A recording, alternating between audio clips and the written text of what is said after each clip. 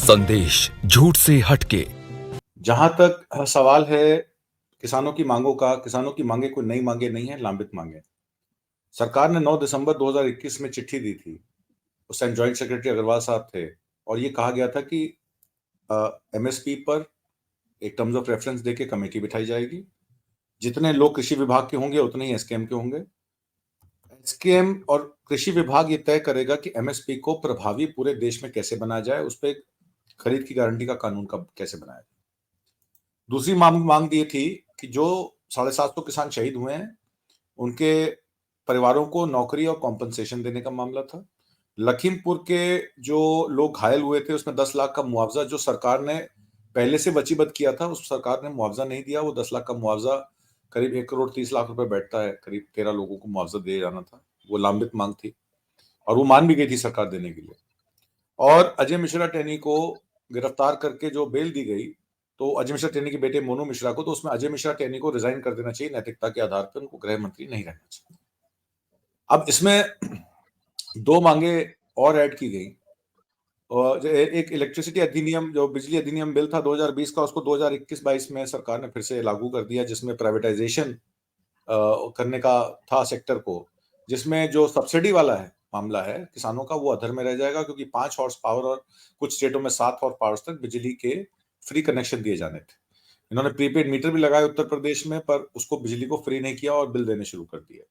और उनको ये डर था किसानों को कि जब ये प्राइवेटाइज हो जाएगा, वितरण विभाग और बिलिंग विभाग, तो उसमें किसानों को कोई सब्सिडी नहीं मिलेगी। तो उन्होंने कहा कि बिजली अधिनियम जब तक हम ना डिसाइड कर लें, आप उसको लागू मत करें।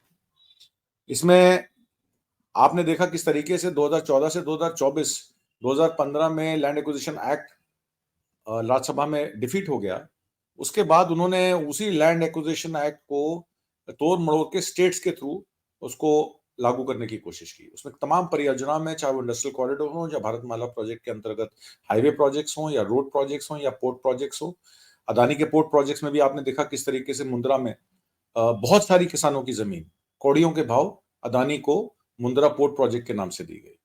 और यही कुछ आपने तेलंगाना में अभी सरकार जो बनी है, इसमें राजाराम जी अच्छी तरह बता पाएंगे कि हसदेव का जो मामला है वो क्या है। और राजस्थान का जो पावर प्लांट अदानी ने खरीदा एसआर से, उसमें कोयले को कैसे, वो कोयला पाने के लिए छत्तीसगढ़ में उन्होंने जंगल काटने का कॉन्ट्रैक्ट लिया, और उसके चक्कर में बहुत सारे एमएलए ऑपोजिशन के हाल ही में कल परसों में निलंबित भी हो गए, क्योंकि इस मामले को सरकार जो है दबाना चाहती है और हसदेव की बात वो करना ही नहीं चाहती। तो दलित समाज हो, वंचित समाज हो, अनुसूचित जाति जनजाति के लोग हों, सब परेशान हैं। और मनरेगा मजदूरों का तो बजट ही इन्होंने 86,000 करोड़ से रिवाइज बजट को इस साल के बजट एस्टिमेट में 60,000 करोड़ कर दिया, जबकि उससे पिछले साल में 1.25 करोड़ रुपए खर्च किए थे। अक्टूबर के महीने का बता दूं, 3 करोड़ परिवारों ने मनरेगा में काम मांगा। तो डिस्प्लेसमेंट हो गई लेबर की। पलायन के बाद लॉकडाउन के अभी तक लेबर जो कई शहरों में वापस नहीं गई है, क्योंकि उनके पास नौकरियां नहीं है, तो कृषि से ही वो अपना खाना पीना पूरा करती है। और 80 करोड़ लाभार्थियों को फ्री राशन देने से सरकार ये सोचती है कि उनका सम्मान, उनकी भागीदारी इस देश में समाप्त कर देगी, पर ऐसा है नहीं। तो मनरेगा मजदूरों को लेकर भी किसानों ने ये कहा कि जब तक उनको 200 दिन का काम ना मिल जाए, या ऐसा कर लीजिए कि सिंस हम लोगों को लेबर चाहिए होती है, तो आप मनरेगा मजदूरों को कृषि से लिंक कर दीजिए, हमारे खेतों से लिंक कर दीजिए, हम लेबर रेट पे, लेकिन लेबर हमें भी चाहिए होती है, आप मनरेगा मजदूरों की रजिस्ट्रेशन करके हमारे पास भेज दीजिए, हम भी उनको एम्प्लॉय कर सकते हैं। तो एक बड़ा सार्थक कदम उन्होंने उठाया इस मामले में। पर सरकार पता नहीं क्या है, कुछ कॉर्पोरेटों से उनका अनुबंध जो 2013 लैंड एक्विजिशन एक्ट पे हुआ, जिसमें 80% लोगों की सहमति के बगैर कोई परियोजना या कोई कॉरिडोर नहीं बन सकता, इस पे जो कॉर्पोरेट थे वो उस समय के गुजरात मॉडल पे मोदी जी के पास गए, और मोदी जी के कान में उन्होंने क्या कहा या मोदी जी ने उनके कान में क्या कहा, आज तक इस देश में त्राही त्राही मची हुई। ये बात एमएसपी को लेकर भी, लांबित मांग को लेकर है कि जब चीफ मिनिस्टर थे मोदी साहब, तो उसी पैनल कमेटी के को हेड करते थे जो एमएसपी की डिमांड करती थी, पर आज वो पीएम बनने के बाद वो देने को तैयार नहीं है। स्टेट डेवोल्यूशन में बहुत सारी स्टेट्स, चाहे वो कर्नाटक हो, केरल हो, तमिलनाडु हो, वेस्ट बंगाल हो या हिमाचल हो, ये सब स्टेटों में स्टेट डेवोल्यूशन को लेकर, स्टेट के बजट्स की कटौती को लेकर, उनके वेलफेयर प्रोग्राम्स को लेकर बहुत सारा हल्ला मच रहा है। पर लोग जो हैं वो डाइवर्ट किए जा रहे हैं कभी हिजाब का मुद्दा उठा दिया जाता है, कभी मजार का मुद्दा उठा दिया जाता है, कभी मस्जिद का मुद्दा उठा दिया जाता है और किसानों को ये कहा जाता है कि किसान जो हैं, वो देश विरोधी हैं, वो खालिस्तानी हैं, वो आतंकवादी हैं। और लॉकडाउन में आपने ये भी देखा कि उनको ये कहा गया कि इन्होंने रास्ते रोके और पब्लिक को इनकन्वीनियंस किया है। अब आप एक बात बताइए, जब आपने वीडियो दिखाया उसमें कोई भी ट्रैक्टर सेकंड लेन में नहीं चल रहा था, एक ही लेन में, वो एक ही तरफ ब्यास अमृतसर से का वीडियो है वो, और वो पंजाब बॉर्डर की तरफ जा रहे थे। और वहां पे हरियाणा बॉर्डर पे जो कांटे बिछाने वाला, नदी में पानी छोड़ने वाला और बड़े-बड़े बैरियर लगाने वाला, और वहां पे ड्रिल हो रही है जिसमें रबर बुलेट्स का इस्तेमाल किया जा रहा है। तो देश में किस तरीके की पॉलिटिक्स है कि विश्व भर में जहां-जहां आंदोलन हो रहे हैं, वहां-वहां किसानों के साथ ऐसा नहीं हुआ।